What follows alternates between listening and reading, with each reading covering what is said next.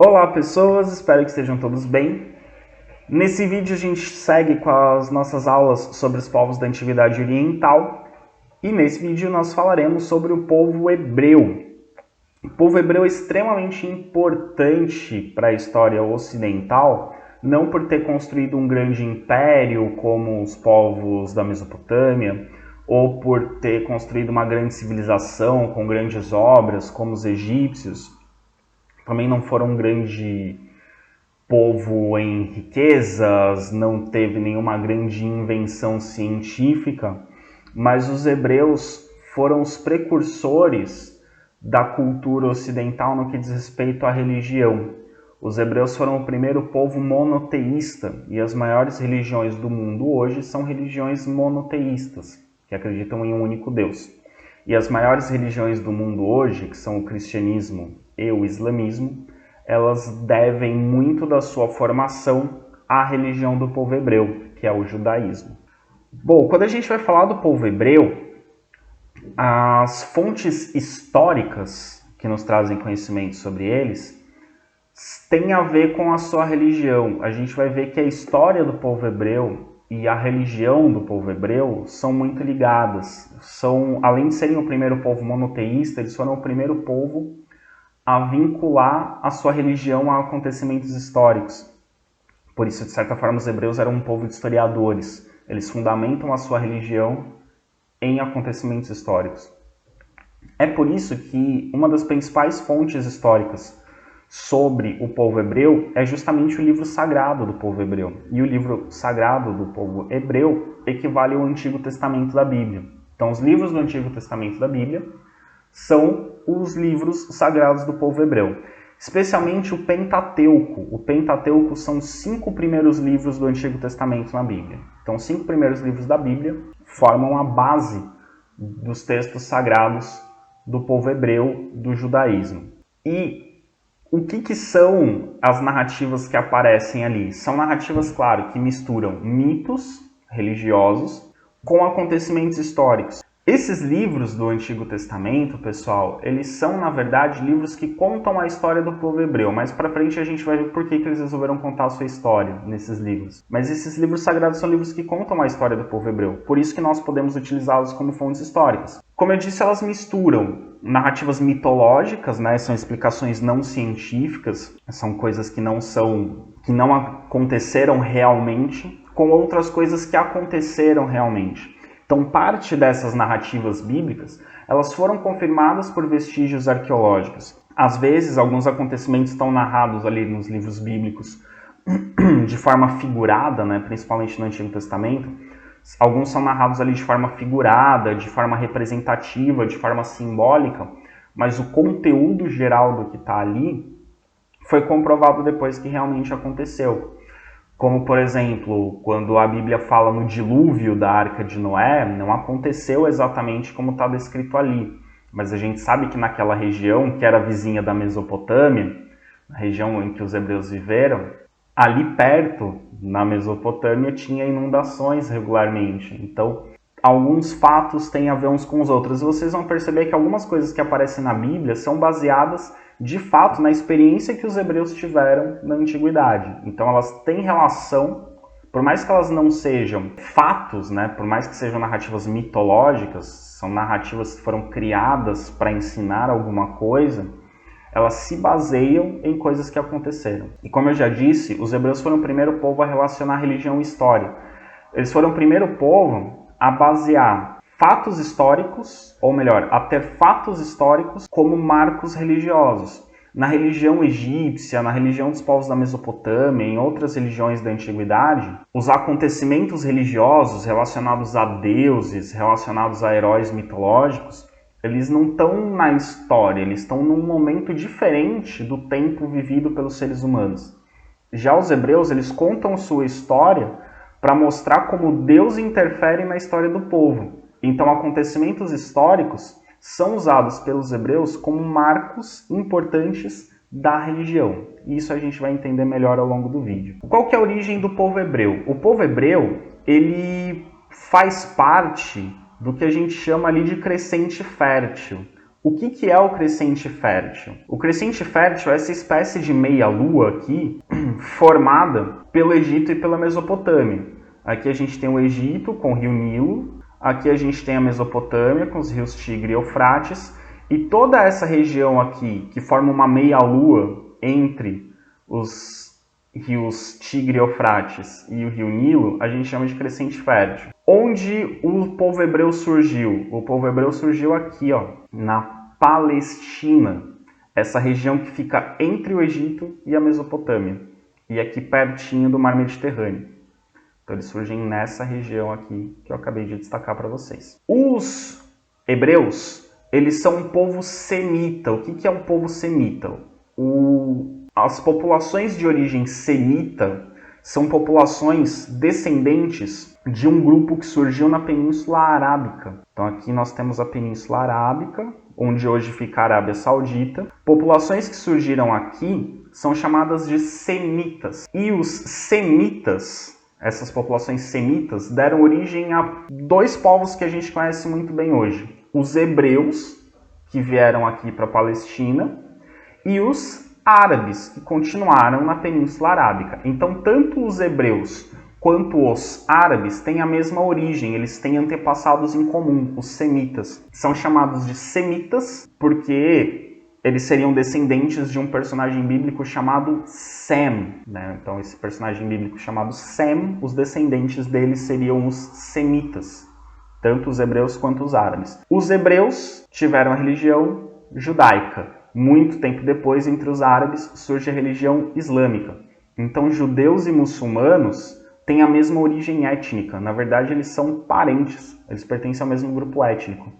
E é curioso a gente pensar que são povos hoje que se consideram inimigos ferrenhos como se fossem opostos. Mas, na verdade, eles têm a mesma origem. Eles têm os mesmos antepassados. Pois bem, quem eram esses hebreus que viviam ali na região da Palestina? Aliás, eles circulavam ali por todo o crescente fértil, pela Península Arábica. Na verdade, eles não eram exatamente da Palestina.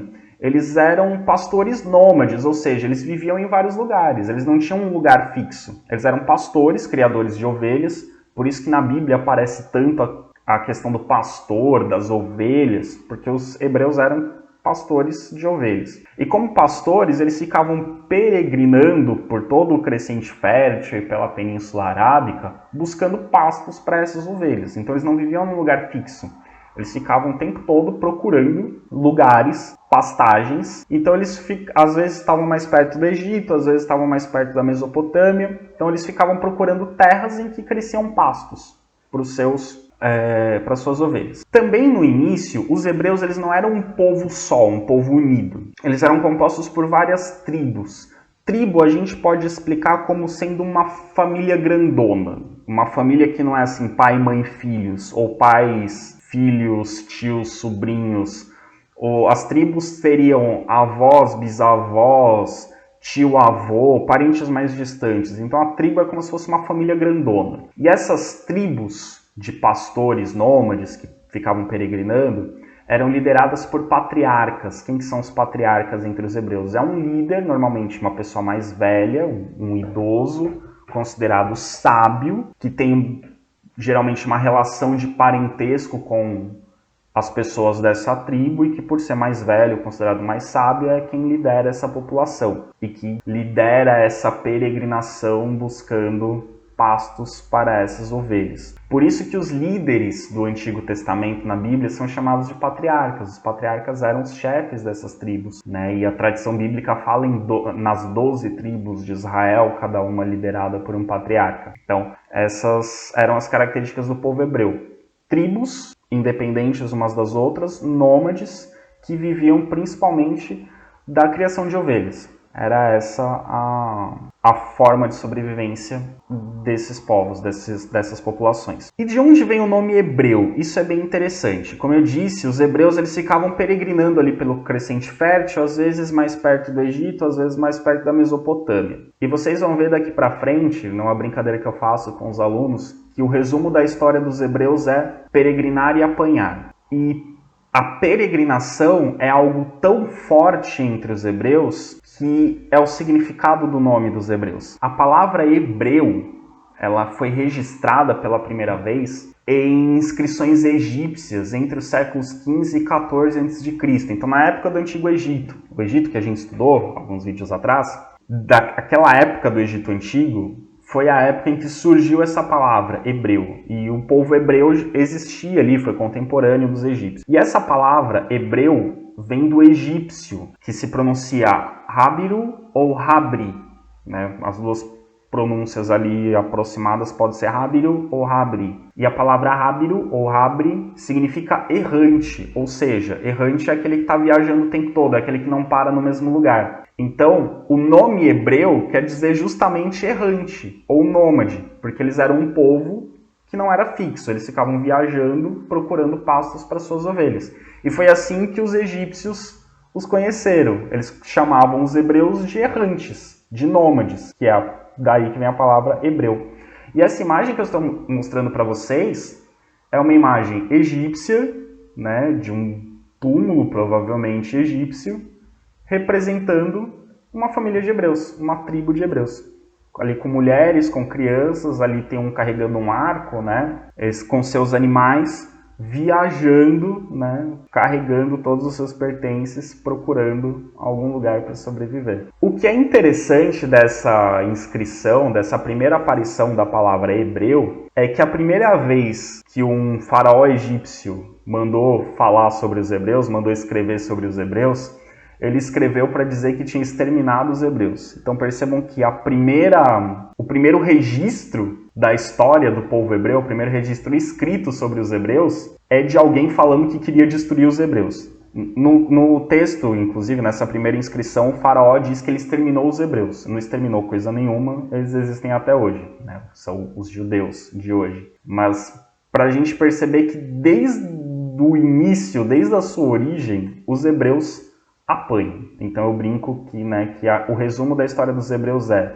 migrar e apanhar, né? Errar e apanhar. Então eles peregrinam e apanham. Esse é o resumo da história do povo hebreu. Pois bem, então eles eram peregrinos, eles eram nômades, eles eram errantes. Então eles ficavam peregrinando aqui por toda a Península Arábica. E aí, pela Península Arábica, pela Mesopotâmia, pelo Egito. Então ali, por volta do ano 2000 a.C., eles estavam peregrinando aqui pelas planícies da Mesopotâmia. Então tem aqui a Mesopotâmia, essa mancha mais escura aqui é a Mesopotâmia, eles ficavam peregrinando por aqui. Como a gente já estudou, a Mesopotâmia foi dominada por vários povos diferentes que buscavam ali dominar aquela região por causa das terras férteis. Os hebreus, eles ficavam pelas bordinhas aqui da Mesopotâmia, eles nunca dominaram a Mesopotâmia. Eles ficavam andando pelas beiradas porque eles não tinham um exército, não tinham uma civilização forte o suficiente, não chegaram a formar um império que conseguisse dominar a Mesopotâmia, diferentemente dos assírios, dos caldeus e dos outros povos que a gente estudou da Mesopotâmia. Então eles ficavam andando pelas beiradinhas da Mesopotâmia, procurando ali uns pastos para suas ovelhas. Por volta do ano 2000 a.C., mais precisamente, eles estavam aqui, ó, no sul da Mesopotâmia, na região de Ur. Aqui onde eu estou circulando esse pontinho aqui é a cidade de Ur. Ur foi uma das primeiras cidades da Mesopotâmia, vocês devem estar lembrados. Aqui é a região dos Sumérios, o sul da Mesopotâmia. Então eles estavam aqui, ó, estavam perto de Ur. Como eu falei, eles não dominaram a religião, eles ficavam andando ali em volta. Por volta de 2000 a.C., eles saíram de Ur, foram peregrinando pela Mesopotâmia e chegaram ao norte da Mesopotâmia, na região de Harã. Essa região de Harã não é exatamente dentro da Mesopotâmia, ela está ali nas bordas da Mesopotâmia, como eu disse, né? A Mesopotâmia é essa mancha mais escura. Eles estão nessa outra aqui, mais pro marrom aqui, essa cor diferente. Chegaram na região de Harã, ao norte da Mesopotâmia. E essa região não está exatamente dentro da Mesopotâmia, mas ela também é de terras férteis, né? Ela é um pouco fertilizada pelas águas do Tigre e do Eufrates. E ali eles se fixaram.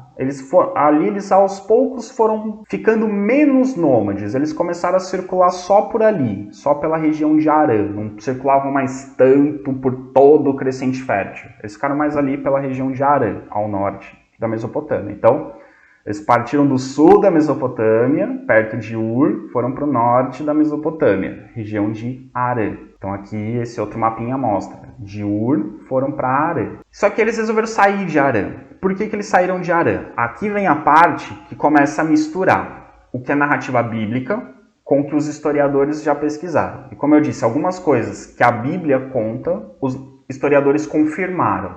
Outras coisas que a Bíblia conta, os historiadores disseram, olha, foi mais ou menos assim, mas não foi exatamente assim. Então aqui a gente vai sempre fazer essa ressalva. O que está na Bíblia confirma em parte o que os historiadores pesquisaram. Ou melhor, o que os historiadores pesquisaram confirma em parte o que a Bíblia diz. Então a narrativa bíblica diz o seguinte: Abraão, que era um dos patriarcas, ele era patriarca de uma das tribos do povo hebreu, ele recebeu de Deus a ordem de sair de Harã e procurar um lugar indicado para o povo hebreu. Porque essa região aqui é da Mesopotâmia. Tem os povos que estão ali brigando pela Mesopotâmia. Os hebreus não eram um povo forte o suficiente para ocupar essa região. Então, segundo a Bíblia, Deus teria indicado a Abraão, falando, Abraão, pega o povo hebreu, leva para outro lugar, que nesse outro lugar é a terra prometida. É a terra onde correm leite e mel, como diz a Bíblia. É uma terra sagrada. É a terra para o povo hebreu, que os hebreus acreditam que eles são o povo escolhido por Deus. Então, Deus, esse único Deus que existe na religião dos hebreus, escolheu esse povo como seu povo e escolheu Abraão para guiar esse povo para a terra sagrada.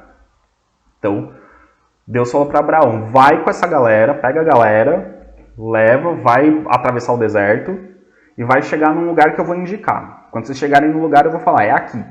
Aí os hebreus foram atrás de Abraão. De novo, peregrinaram, como eu disse.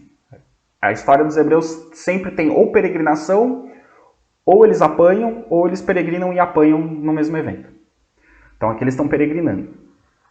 E aí eles chegaram à região de Canaã. Canaã fica na Palestina, atual Palestina, onde hoje fica o Estado de Israel. Mas a Palestina é um pouco maior do que é o Estado de Israel hoje. Então eles chegaram a Canaã. Então eles foram de Ur para Harã, de Harã para Canaã. Mas isso não foi um processo contínuo, tá? Isso é ao longo de algumas gerações, isso é ao longo de vários anos. Então, segundo a Bíblia, os hebreus migraram de Harã para Canaã. Segundo os arqueólogos, foi isso que aconteceu. Os hebreus ocupavam a região de Ur, depois ocuparam a região de Harã, por último ocuparam a região de Canaã na Palestina. Os arqueólogos comprovaram que eles são um povo escolhido por Deus e que Deus nomeou Abraão para conduzir o povo? Não, os arqueólogos não comprovaram isso. Eles comprovaram a migração do povo hebreu. A parte que Deus age na história do povo hebreu é a narrativa religiosa. Então, percebam, é um fato histórico que os hebreus migraram de Harã para Canaã. Ponto. Isso realmente aconteceu. E segundo os hebreus, esse fato se deu por interferência divina. É isso que eu estou querendo dizer quando eles relacionam a história com a religião. Para eles, essa migração, que é um evento histórico, ela foi feita graças à interferência de Deus. Então, para eles, esse fato é um marco histórico e, ao mesmo tempo, um marco religioso. Então, eles chegam em Canaã. Canaã seria a terra prometida por Deus. Ali onde eles viveriam, prosperariam, seriam felizes para sempre. Em Canaã, eles deixam de ser nômades, se tornam um povo sedentário, eles se fixam. E eles deixam de ser exclusivamente pastores, né? Continuam sendo pastores. Mas o povo hebreu deixa de ser exclusivamente pastor e se torna também um povo de agricultores. Então agora eles são agricultores e pastores. Nessa região, Abraão, né, tem ali filhos, e os filhos de Abraão também têm filhos. E um desses filhos dos filhos de Abraão, o neto de Abraão, ele é o Israel. Israel é o nome de um personagem bíblico, neto de Abraão. Os descendentes de Israel seriam o povo eleito por Deus. Na narrativa bíblica, Deus promete a Abraão que os descendentes dele serão muito numerosos e que os descendentes de Abraão serão um povo escolhido. Para os judeus, o povo escolhido são os descendentes de Israel, o neto de Abraão. Os outros não, são o povo escolhido. Então, eles seriam os israelitas. Então, os israelitas são os descendentes de Israel. Segundo a narrativa bíblica, os descendentes de Israel. Então, assim, os semitas que eu falei lá no começo, semitas, seriam todos descendentes de Abraão. Uma parte desses semitas são os israelitas, descendentes de Israel. Ficaram ficaram na região da Palestina. Outra parte dos semitas seriam os descendentes de Ismael. Ismael é outro neto de Abraão. E daí surgem os ismaelitas, que são os árabes. Então percebam que, mesmo do ponto de vista religioso, tanto os árabes, que hoje são muçulmanos em maioria, quanto os judeus, são descendentes de Abraão. E também não podemos confundir a palavra israelita, que se refere ao povo hebreu e de religião judaica, com a palavra israelense. Israelense é quem nasce no país hoje chamado Israel. Então você tem Israel, neto de Abraão, que os descendentes dele seriam o povo eleito por Deus, os judeus. E você tem o israelense, que é quem nasce no Estado de Israel. Então você tem judeu que segue a religião judaica, mas não nasceu no Estado de Israel, não é israelense, mas ele é israelita, porque ele é da religião judaica. E você tem israelense que nasceu no Estado de Israel, mas não necessariamente segue a religião judaica, ainda que hoje a maioria da população do Estado de Israel seja composta por judeus. Então israelita tem a ver mais com a religião judaica. Israelense com ter nascido no Estado de Israel, no país com o nome Israel que existe hoje. Por volta de 1700 a.C., essa região de Canaã, que seria a Terra Prometida, ela passou por uma grave seca, e isso prejudicou a agricultura e isso causou uma crise de fome. E aí os judeus, os hebreus, juntaram suas coisinhas e falaram: precisamos procurar um outro lugar, porque essa terra não está mais nos sustentando. E eles migraram para um lugar fértil. Então, liderados por José, que é um outro personagem bíblico, aí diz a Bíblia que José, que era de origem israelita, mas foi criado no Egito como se fosse um egípcio, né? Ele seria filho do faraó, foi criado como filho do faraó, enfim. Ele foi criado como egípcio, mas ele foi adotado por uma família de egípcios, né, pela família do faraó, mas ele era de origem judaica. Então, José, que foi criado no Egito, teria liderado os hebreus para migrarem de Canaã até o delta do Nilo. Lembram do delta do Nilo, aquela região onde o Nilo deságua no mar Mediterrâneo, onde, né, alguns nomos haviam se formado? Nessa época, isso já é Egito Império, Egito dos faraós. Então, José teria sido, de novo, inspirado por Deus, ajudado por Deus, para guiar esse povo hebreu, que é o seu povo de origem, para o Egito, onde ele havia sido criado. E aí os hebreus migraram de Canaã para o delta do Nilo. Só que o delta do Nilo já era dominado pelo faraó, já era dominado pelo Egito Antigo. Pois bem, quando os hebreus chegaram ali, o faraó olhou para os hebreus e falou: o que é esse povo estranho que está fazendo aí? E aí José, né, e depois outros egípcios falaram: não, é um povo aí, um povo pobrezinho aí, que veio de um lugar que estava muito seco, ali meio deserto. Eles estão ali no cantinho, são pastores, agricultores, mas eles estão ali no cantinho, não atrapalham ninguém. Aí o faraó falou: tá bom. Só que aí, conforme as gerações foram passando, o povo hebreu começou a crescer, prosperar, se fortalecer. E aí o faraó olhou e falou: que esse povo aí crescendo aí, essa galera aí, esse monte de gente, vão ocupar as terras tudo ali do delta do Nilo. O delta do Nilo é meu, eu sou o faraó, eu que mando nisso tudo. O que eles estão fazendo ali? Não me pediram permissão? Então eu não quero mais eles ali.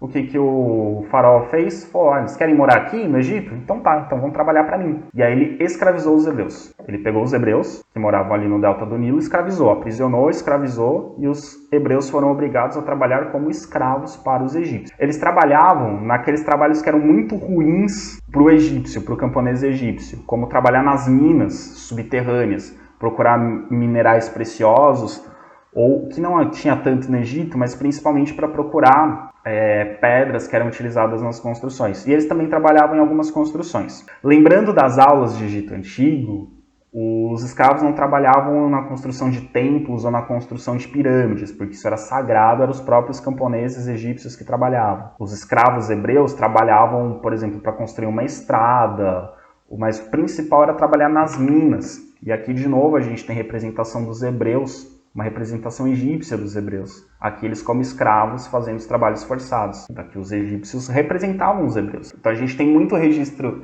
histórico, quer dizer, muitos não, mas a gente tem alguns registros históricos feitos por egípcios sobre os hebreus. E depois a gente vai ver que os hebreus também fizeram dos egípcios, da Mesopotâmia e de outros povos. Pois bem, então durante esse período, depois que eles migraram para o delta do Nilo e foram escravizados, a gente tem esse período aí que aparece na Bíblia como a época da escravidão no Egito. Pois bem, no livro da Bíblia, do Êxodo, o que é Êxodo? Êxodo quer dizer saída, fuga. Então a saída dos egípcios, dos hebreus do Egito, ela é contada no livro do Êxodo. O Êxodo, historicamente, aconteceu no século XIV a.C. De fato, no século XIV a.C., os hebreus saem do Egito e voltam para a região de Canaã, liderados por... Assim, isso é o histórico.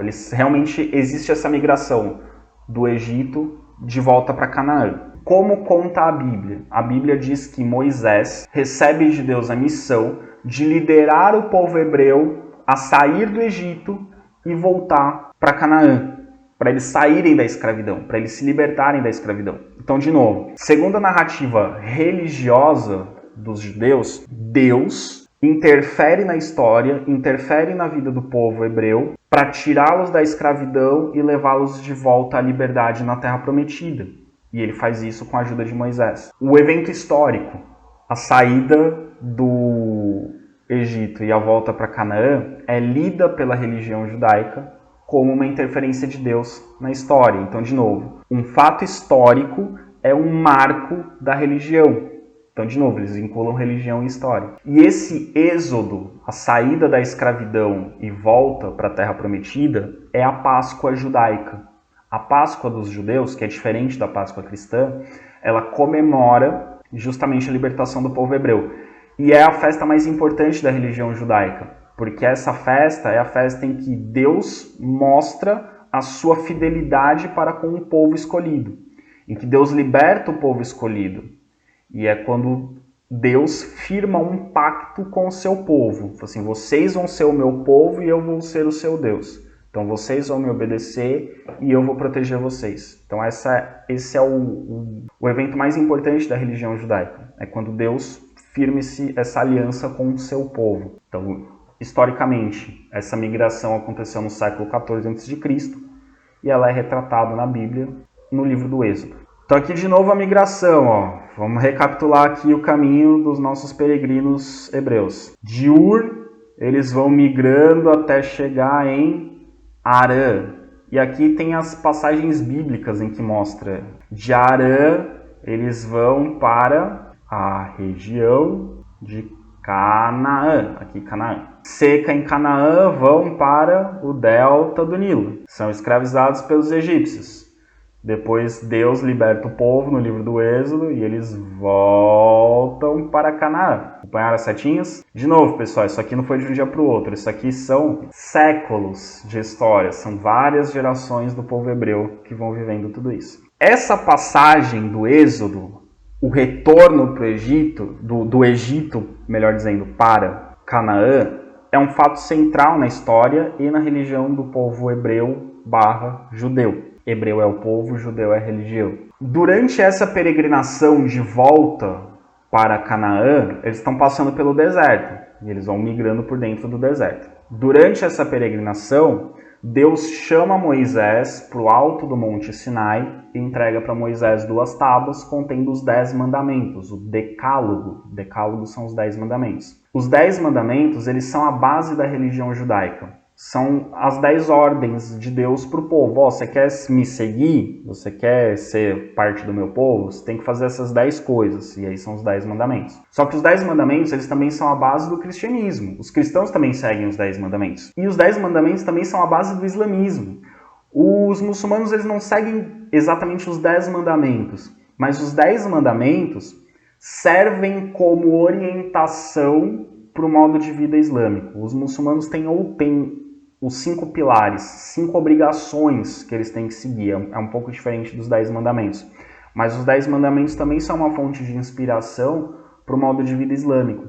Então, tanto o cristianismo quanto o islamismo são religiões derivadas do judaísmo. Acreditam no mesmo Deus que os judeus, então acabam seguindo os mesmos 10 mandamentos de forma direta ou indireta, mas acabam seguindo também os 10 mandamentos. Para os judeus, o êxodo, essa libertação do Egito e retorno para Canaã, o decálogo, os 10 mandamentos, e essa aliança que eles firmam com Deus, de Deus dizer, olha, se vocês forem fiéis a mim, eu sou fiel a vocês. Então, se vocês aceitarem ser o meu povo, eu vou ser o Deus que vai proteger vocês. Esses acontecimentos, esses fatos, ou essas crenças, elas são o que confere unidade aos hebreus. E não só ao povo hebreu, mas à religião judaica, que hoje é mais do que o povo hebreu, a religião judaica. Tem mais pessoas que seguem o judaísmo do que propriamente, exclusivamente o povo hebreu. Então isso confere unidade aos hebreus e aos judeus. O que torna um hebreu hebreu ou o que torna um judeu judeu é a memória do êxodo, os 10 mandamentos, seguir os 10 mandamentos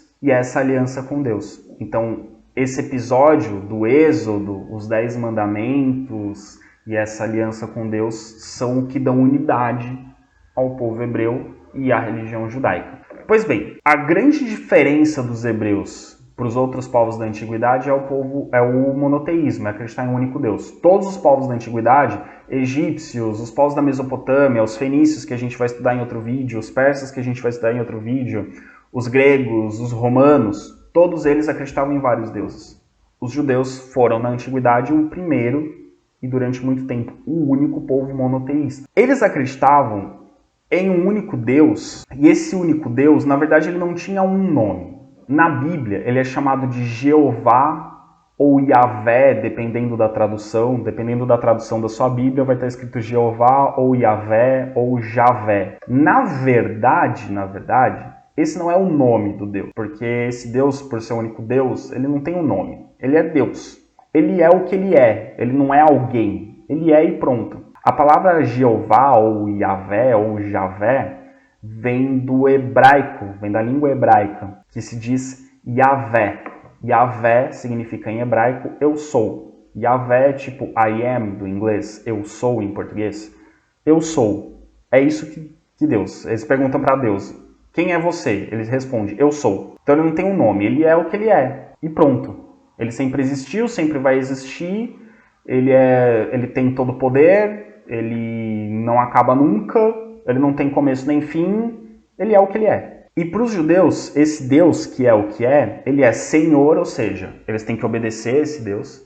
Ele é legislador, ou seja, ele cria as leis do povo hebreu vêm dos 10 mandamentos. Então, esse Deus que cria as leis, ele é legislador, e ele é juiz, esse Deus também julga se as pessoas estão agindo bem ou mal. Então ele é Senhor, legislador e juiz. Ele tem essas 3 características. E essas 3 características permanecem tanto no cristianismo quanto no judaísmo, quanto no islamismo. No cristianismo vai acrescentar que esse Deus, além de Senhor, legislador e juiz, ele também é Pai no cristianismo. Ele é amoroso.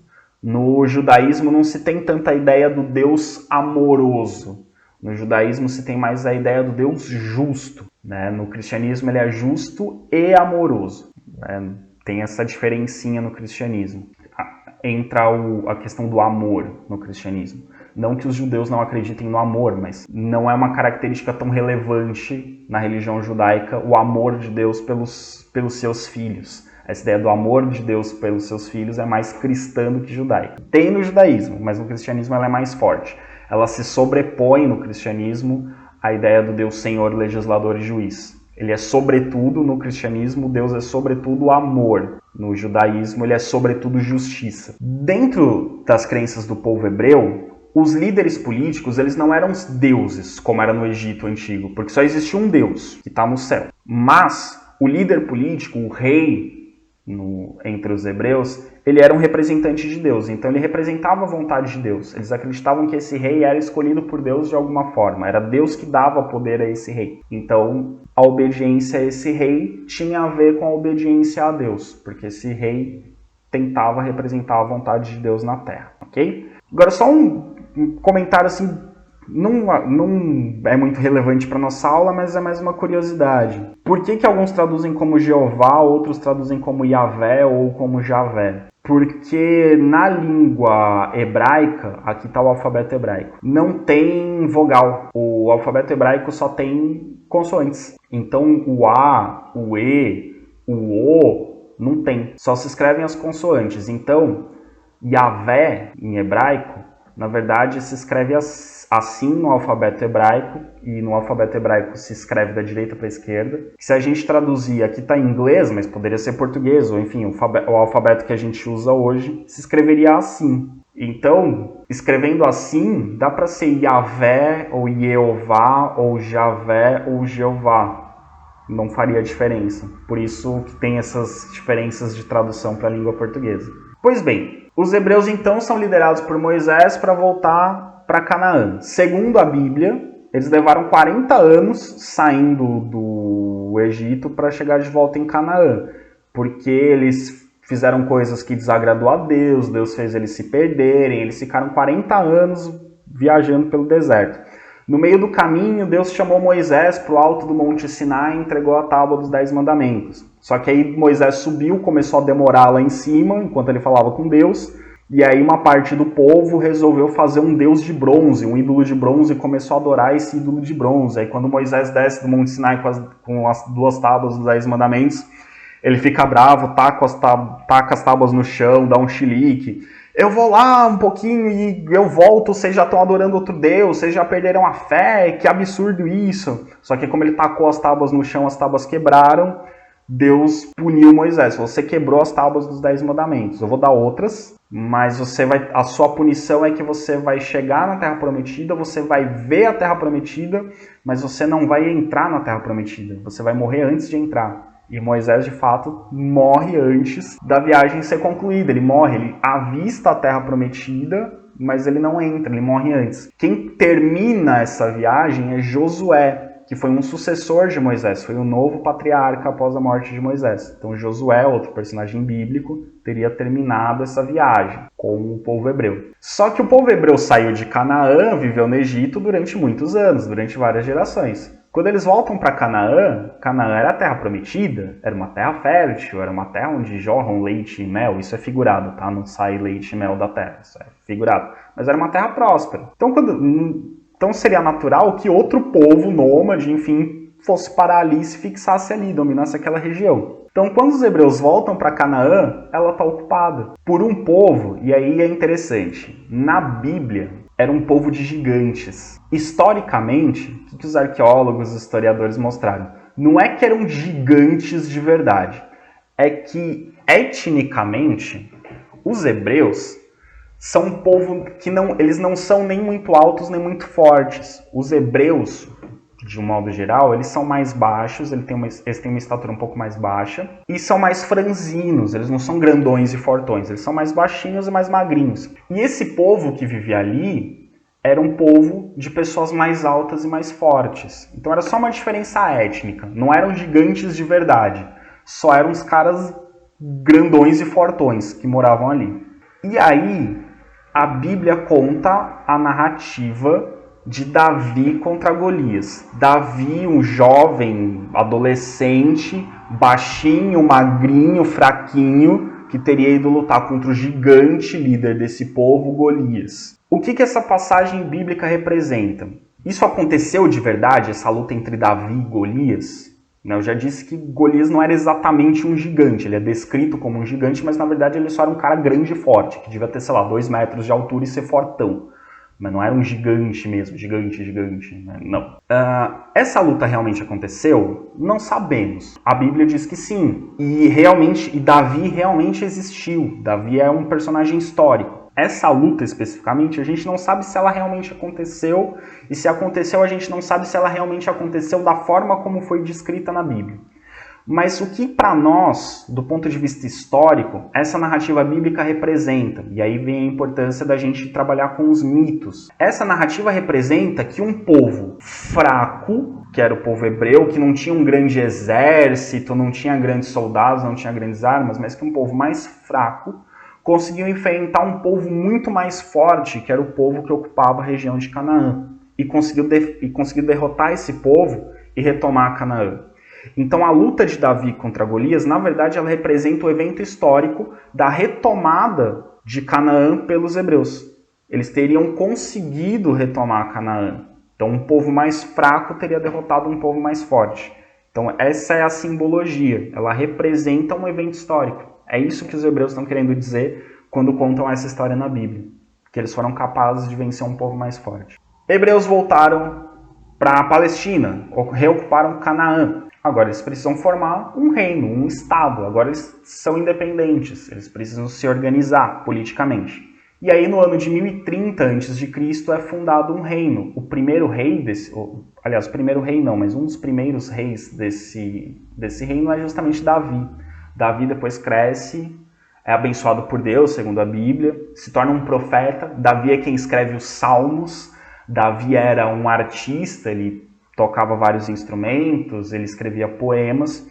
E os Salmos da Bíblia nada mais são do que cantos escritos por Davi em louvor a Deus, ou orações, ou em agradecimento, ou em súplica. Mas os Salmos são poesias ou letras de música que ele escreve para Deus. Então Davi era, além de ser um guerreiro que mata gigantes, Davi também era um artista. E isso é histórico, tá? Davi realmente existiu e Davi realmente era um artista. Pois bem, todos os salmos realmente foram escritos por Davi.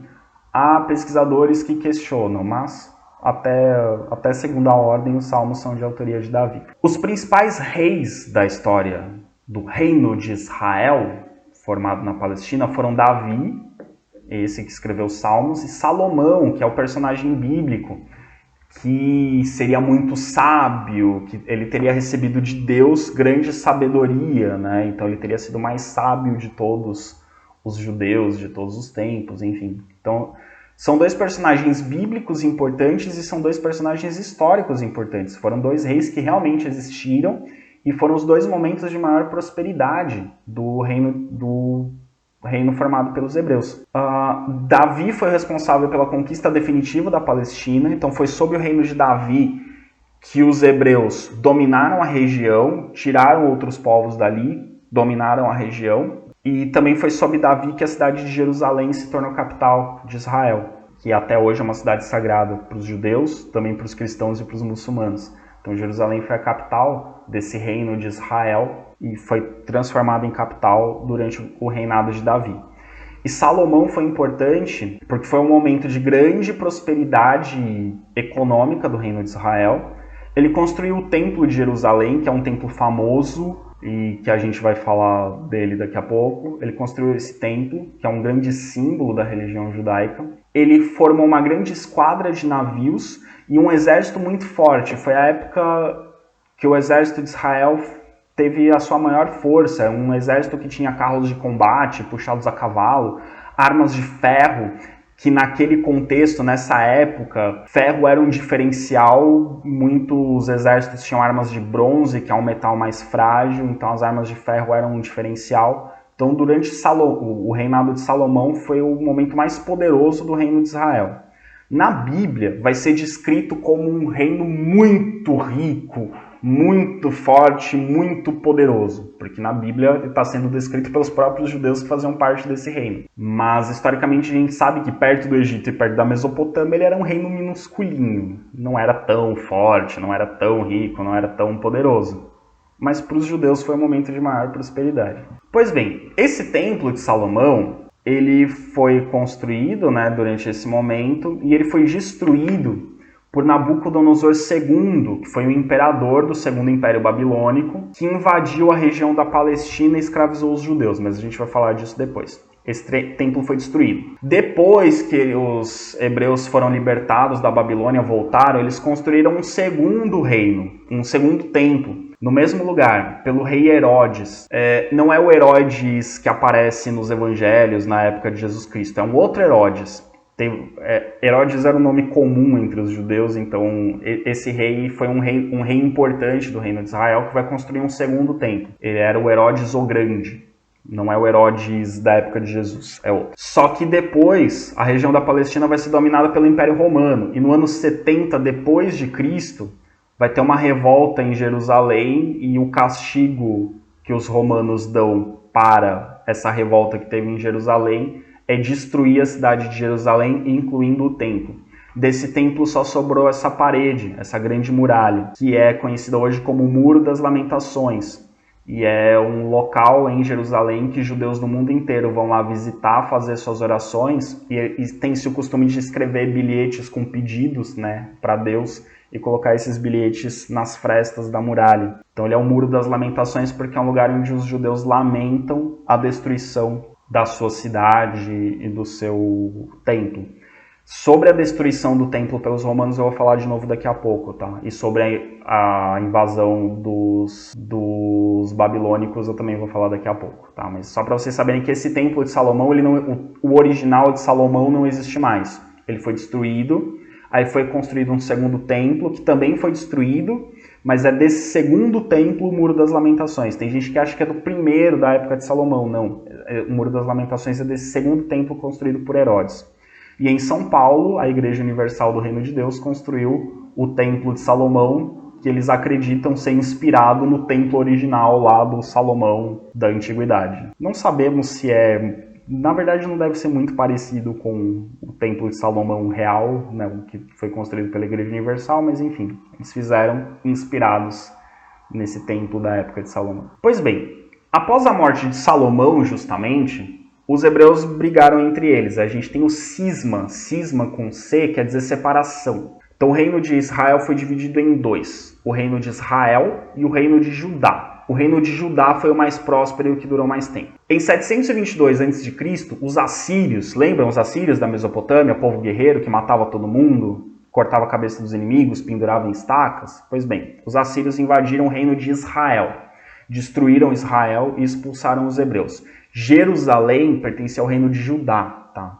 Quando separou Israel e Judá, Jerusalém ficou no reino de Judá. E Judá foi o reino mais forte dos dois. Israel logo foi destruído pelos assírios no ano 722 a.C. Em 587 a.C., Nabucodonosor, do segundo império babilônico, ele invadiu Judá. E aí quando ele invadiu Judá, ele escravizou os hebreus que viviam em Judá e levou esses hebreus como escravos para a Babilônia. Então, mais uma vez, os hebreus apanham e peregrinam. Saem da Palestina e vão para a Babilônia, na Mesopotâmia. Essa época, pessoal, do exílio dos judeus na Babilônia, não no Egito. Eles foram escravizados no Egito, foram embora, voltaram para Palestina, agora eles estão sendo escravos na Mesopotâmia, não confundam. São dois períodos de escravidão. Como eu disse, judeus apanham, peregrinam. Esse é o resumo da história dos judeus. Agora eles estão sendo escravos na Babilônia, na Mesopotâmia. Então eles foram escravizados pelos egípcios, foram escravizados na Mesopotâmia. Esse período da escravidão na Babilônia é fundamental para a história do povo hebreu e para a história da religião judaica.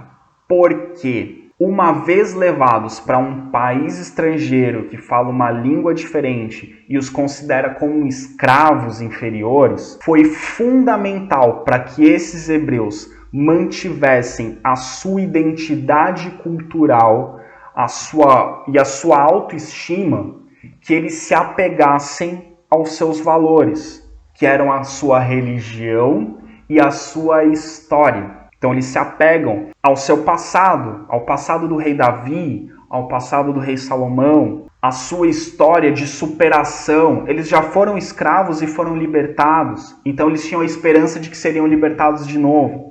Então o apego a essa história e o apego à religião, a aliança com Deus, Deus fez uma aliança conosco. Ele não vai deixar a gente sofrer aqui para sempre. Então percebam, a religião e a história eram fundamentais para a manutenção da identidade e da autoestima desse povo durante o período de escravidão. E é pensando em valorizar essa identidade e essa história que eles escrevem o Antigo Testamento. O Antigo Testamento, ele não foi escrito conforme os eventos iam acontecendo. O Antigo Testamento ele é escrito nesse período em que os hebreus estão como escravos na Babilônia. E eles escrevem o Antigo Testamento, o livro do Gênesis, o livro do Êxodo e os livros seguintes, para não deixar essa memória que eles tinham da sua história e da sua religião se perder. Então eles contam a sua história e descrevem a sua religião e a sua aliança com Deus nesse período.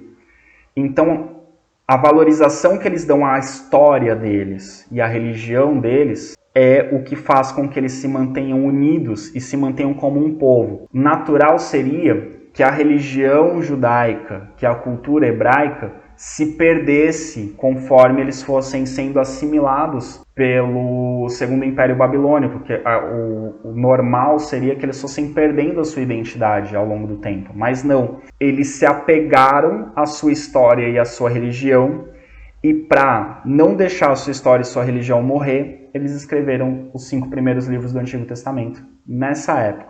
Aí eles mantiveram escondidos, às vezes em lugares subterrâneos, como esse da foto. Aqui está com cadeiras modernas, mas essa sinagoga é da antiguidade.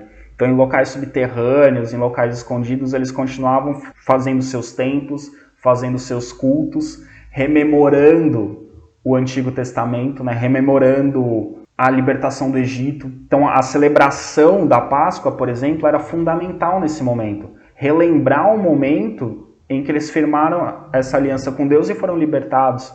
Então, toda a celebração da Páscoa, né, na Páscoa judaica eles comem ervas amargas para lembrar o tempo da escravidão no Egito, né, leem passagens do Antigo Testamento para lembrar como foi esse período de escravidão, mas também para lembrar que eles foram libertados por Deus.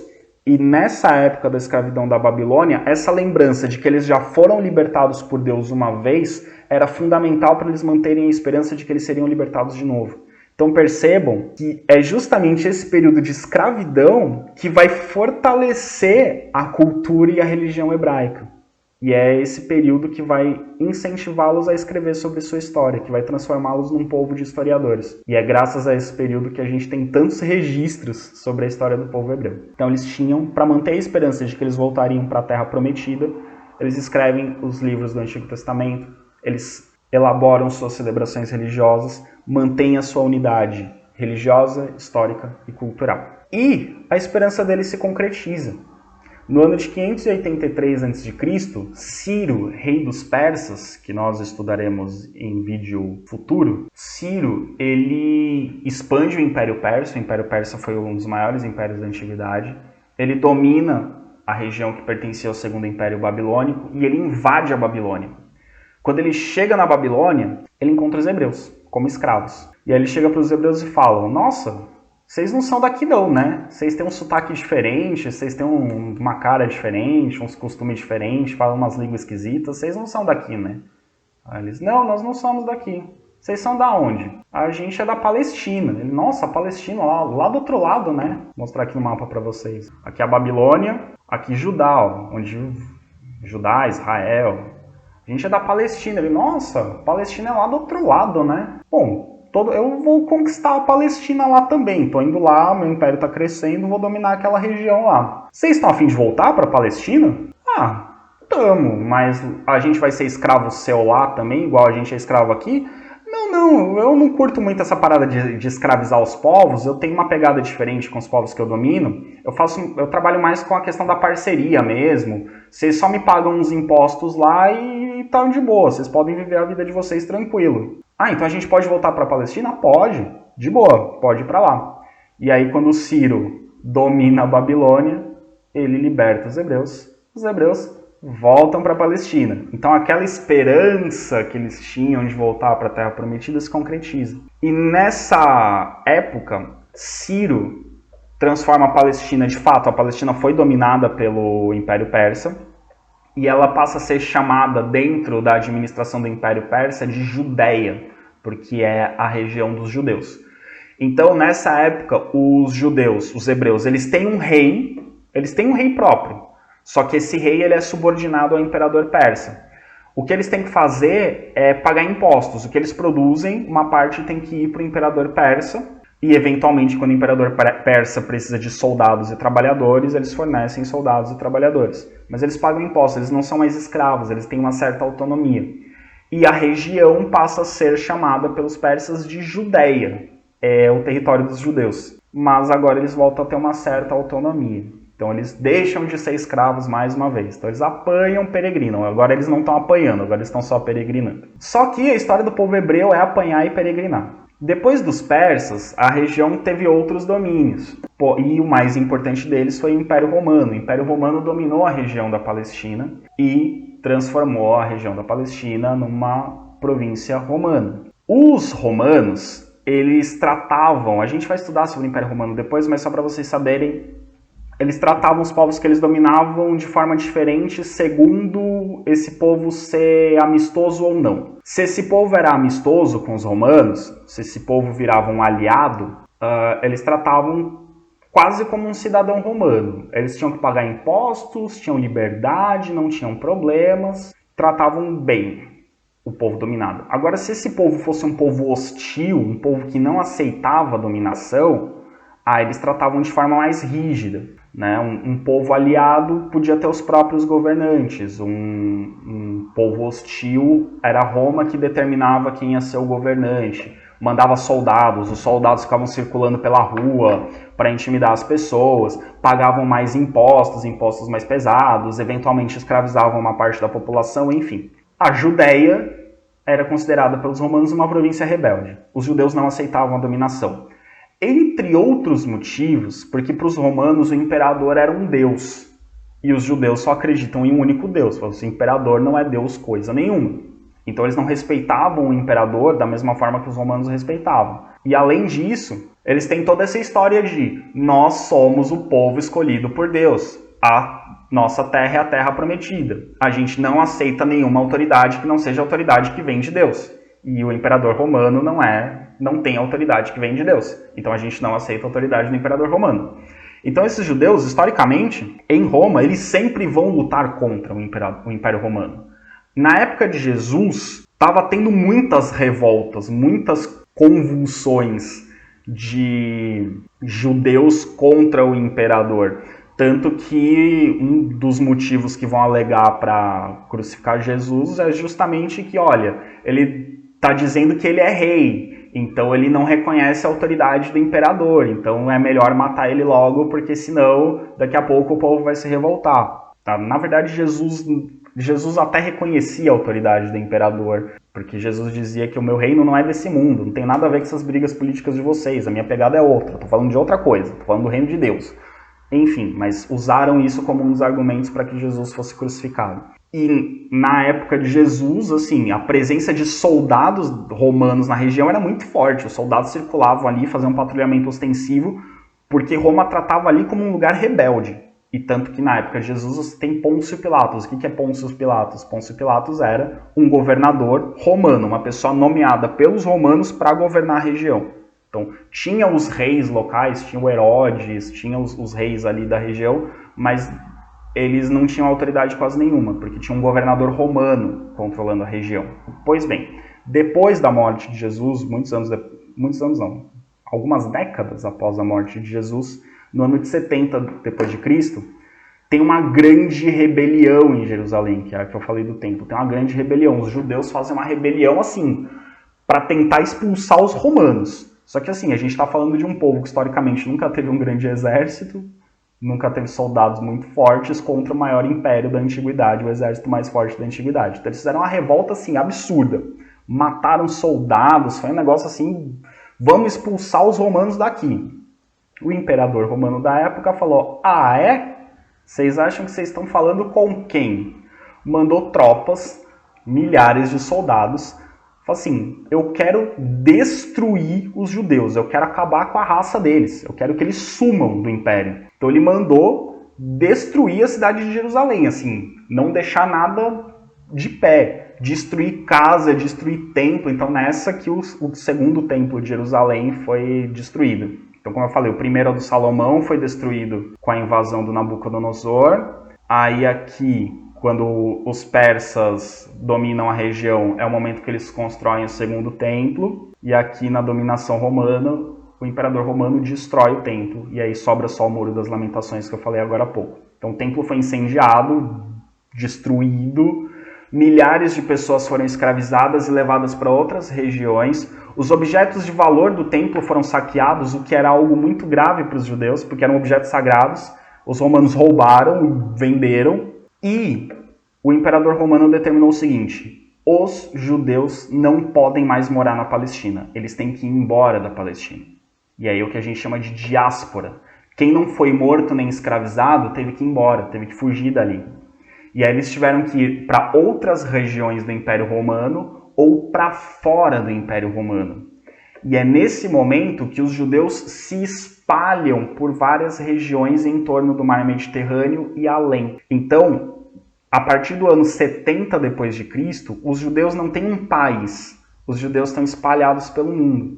Eles só vão voltar a ter um país depois da Segunda Guerra Mundial. Em 1947 vai ser criado o Estado de Israel. E qual que é o problema de quando criam o Estado de Israel? Que aí os judeus passam por tudo isso e os judeus eles são, ao longo da história, discriminados em todos os países onde tem judeus, eles são vistos como inimigos, como estrangeiros, como estranhos, como diferentes. E a gota d'água foi a perseguição dos nazistas na Segunda Guerra Mundial, porque era uma política de extermínio mesmo. Depois da perseguição dos nazistas, os países, depois da Segunda Guerra Mundial, os países falaram, opa, seria legal a gente criar um país para os judeus, para eles pararem de ser perseguidos. Porque assim, o nazismo foi a gota d'água, mas não eram só os nazistas que perseguiam.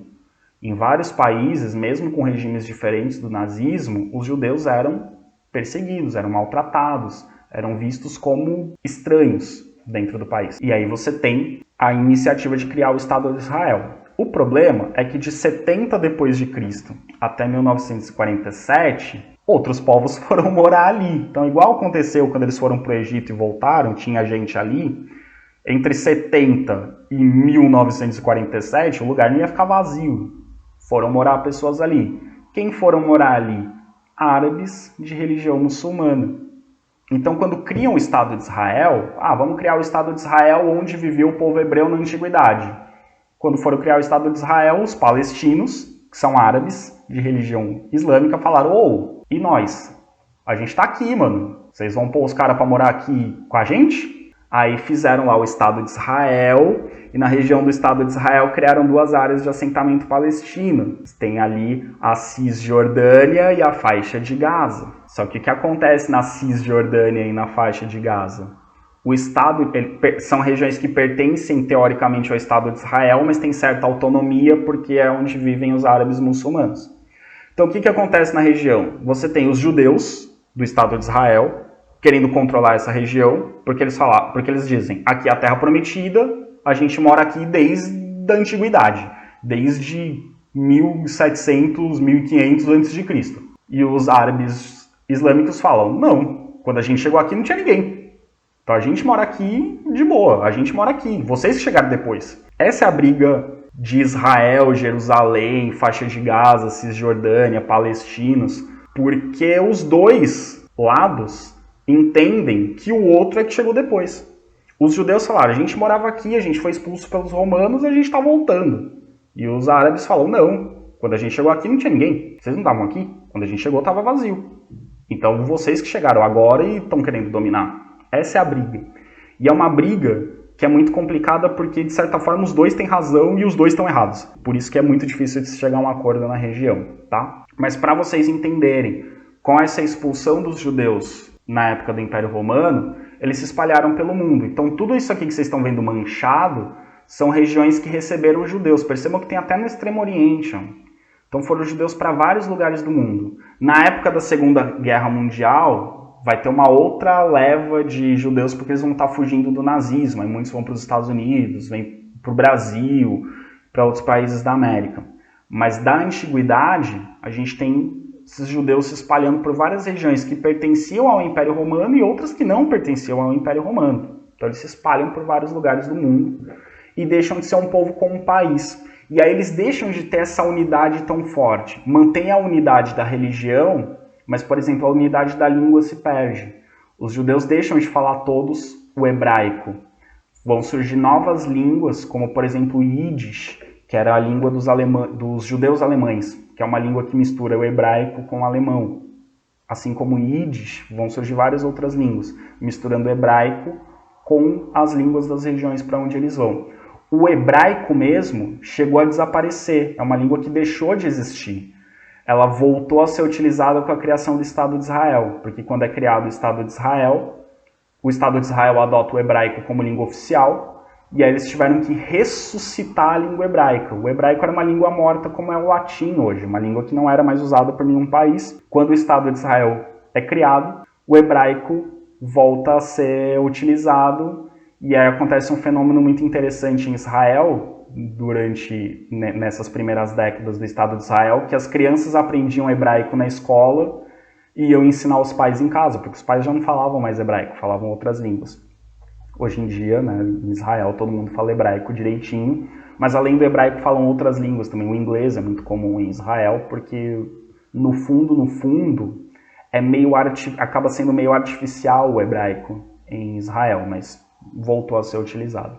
Enfim, pessoas, esse é o resumo da história do povo hebreu, o primeiro povo monoteísta, o povo que apanha e peregrina e apanha ao longo da história, até, no mínimo, a Segunda Guerra Mundial. Depois da Segunda Guerra Mundial, a situação deles melhora um pouquinho, mas lá no Oriente Médio eles continuam brigando por conta do território, que vocês estão vendo que desde a antiguidade é um território que é ocupado, desocupado, e hoje, como em toda a história, é um território de disputa, ok? Até mais, gente!